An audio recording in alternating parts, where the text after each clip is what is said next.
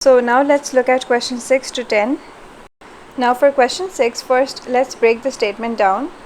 So the first part, which says that for a contract to be valid and enforceable, please note that in the second part of this statement I deliberately added this phrase, that is, it is impossible to prove oral contracts, because even though the first half of the statement may be partially correct, although remember that it's not completely correct, I'll explain why, but the second half of the statement, which says that because it is impossible to prove oral contracts, is absolutely incorrect.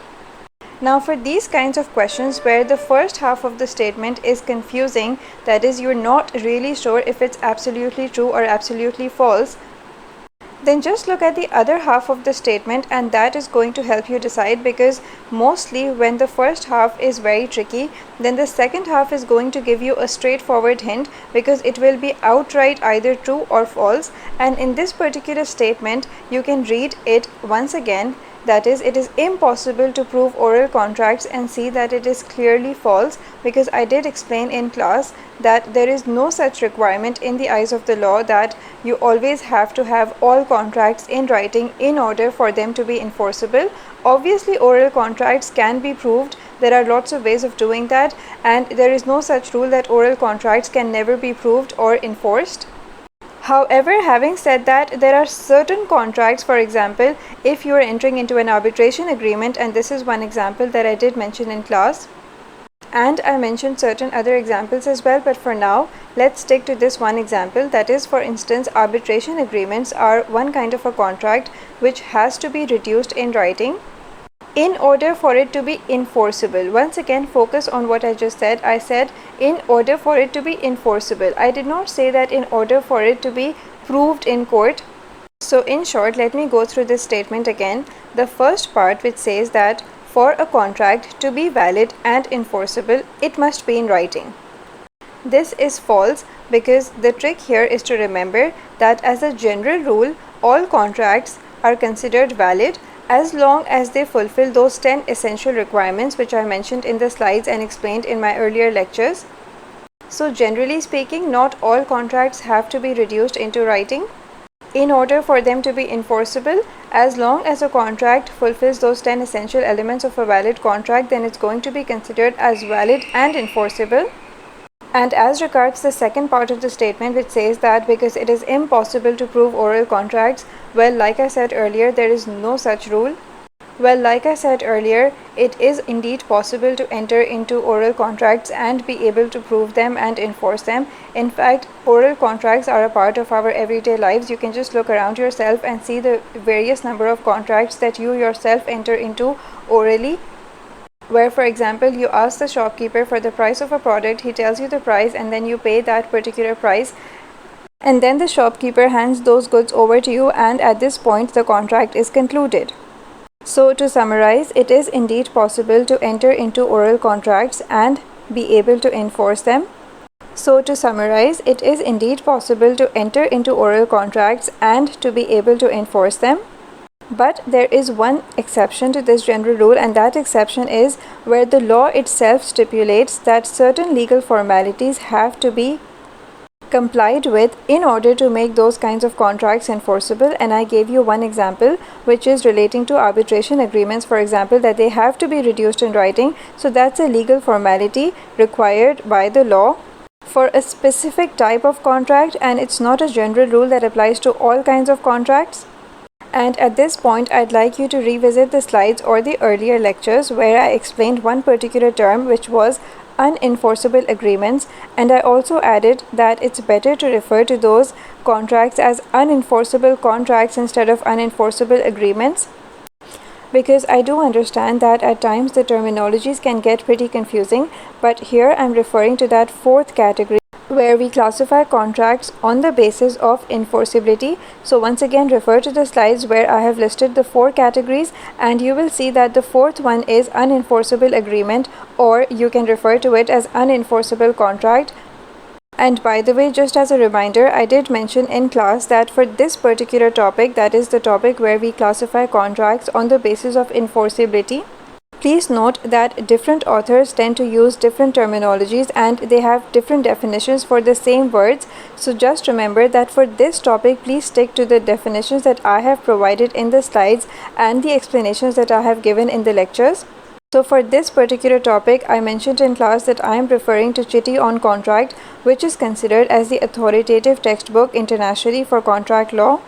But I have myself gone through various other books, and I know it for a fact that if you refer to 10 different books, you will see that all of the authors explain these terms in different ways. In fact, even if you look up these terms on YouTube, you will see that you will come across various videos and each of the lectures is going to be explaining these terms in different ways. So please, I repeat, for the purposes of your course, for the purposes of your exam, please stick to the definitions that I have given in the slides and the explanations that I have provided in the lectures. And to conclude my comments for this particular question, yes, there are times when there are certain legal formalities that have to be complied with in order to make a contract enforceable, but that is an exception to the general rule. So therefore, this statement is false. And I do intend to make another short lecture discussing the differences between void, valid, voidable and unenforceable contracts. So these 4 categories are going to be explained again. So if you're still confused, then you can refer to that other lecture. Okay, so the next question is a very straightforward fill in the blank question.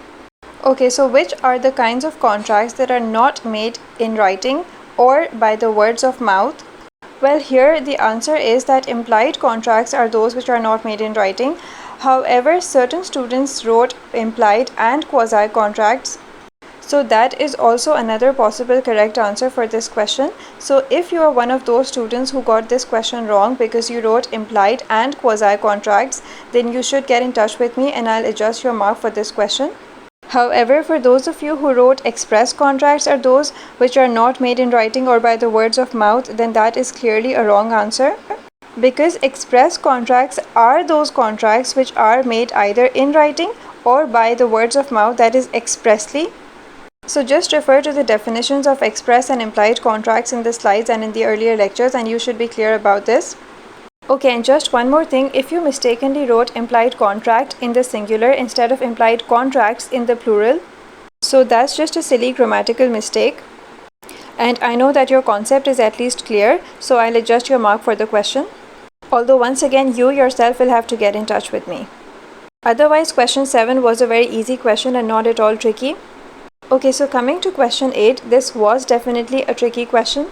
And therefore, unsurprisingly, many of you got this wrong. And by the way, I'm aware that this lecture is getting longer than usual.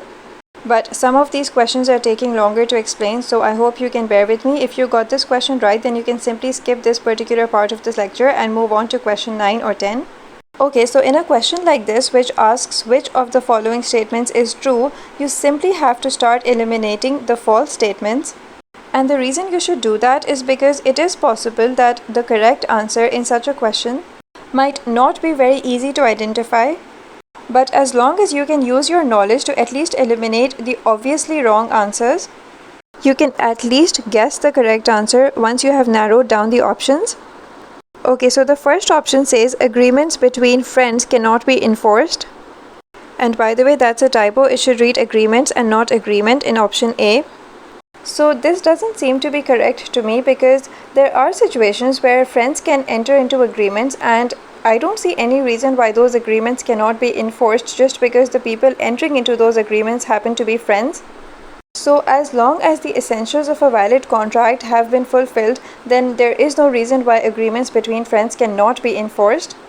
Okay, the next option says agreements between husband and wife constitute a contract. Now this is clearly false because I did explain that usually the presumption is that domestic agreements, be it between a husband and wife or between siblings or between parents and children, all of these domestic agreements are usually presumed to not constitute a contract because the presumption is that the parties do not intend to enter into legal relationships. That is, they don't really intend to sue the other party in case the other party does not fulfill the terms of the agreement. So hopefully it's clear that this particular option is clearly incorrect. Moving on to option C, all agreements are contracts. Well, this is clearly false again. So for instance, I just explained in part B, certain agreements, for example, those between husband and wife, or any agreement that takes place in a domestic setting is usually not going to be considered as a contract.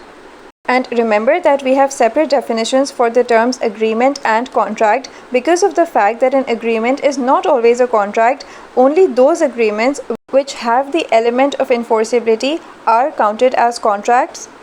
And how we go about determining whether or not that element of enforceability is present is the topic for another lecture. I have explained this in detail, but in short, not all agreements are contracts.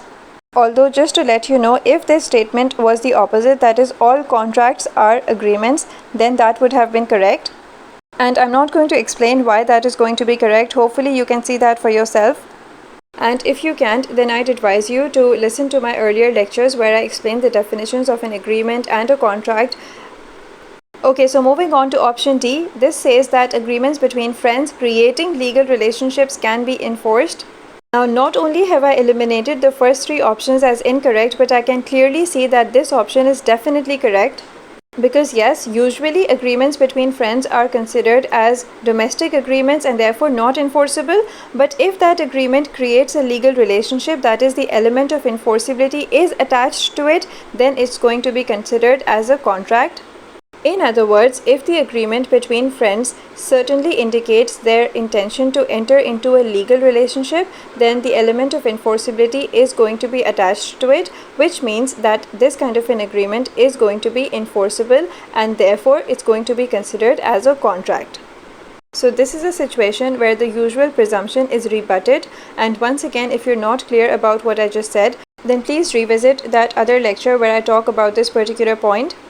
Okay, question 9 says, if goods were displayed in a departmental store for sale and self-service system was there, and a customer selects an item, so here the display of goods is going to be counted as, well, normally a display of goods is considered as an invitation to treat. However, in this kind of a situation where there's a self-service system, so the display of goods is going to be counted as an offer.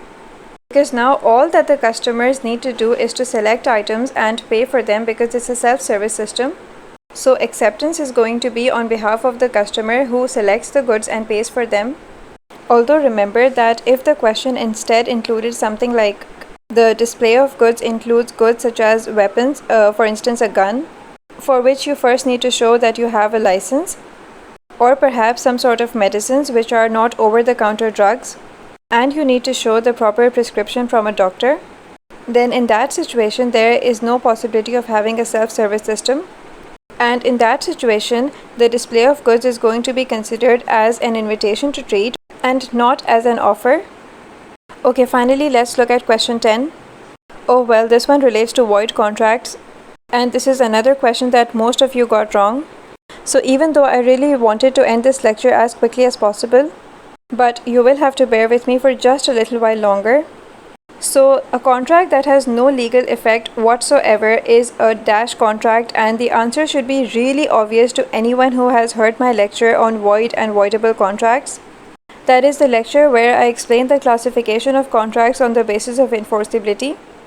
But let me just provide a very brief and quick explanation regarding void contracts right now. So always remember that a void contract is one that literally has no legal value, has no legal effect whatsoever in the eyes of the law. So in short, it's as if you never entered into any contract at all. So it's like even though you did enter into a contract, but it's considered as void, so it's like you never really entered into that contract in the first place. And I know this may sound confusing, but the idea is that there is no legality attached to that contract, which is why it is considered as being void. And when something is considered as void, it simply means that it has no legal effect.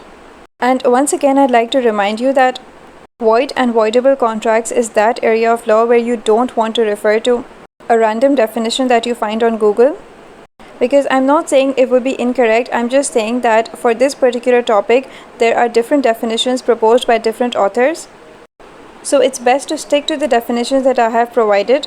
And of course, I can't be too sure, but perhaps some of you got this wrong because you referred to Google and ended up getting the incorrect answer. So anyway, that's the end of this lecture where we discussed only 5 questions, and I know it took 15 minutes, but I honestly tried to go as fast as I possibly could.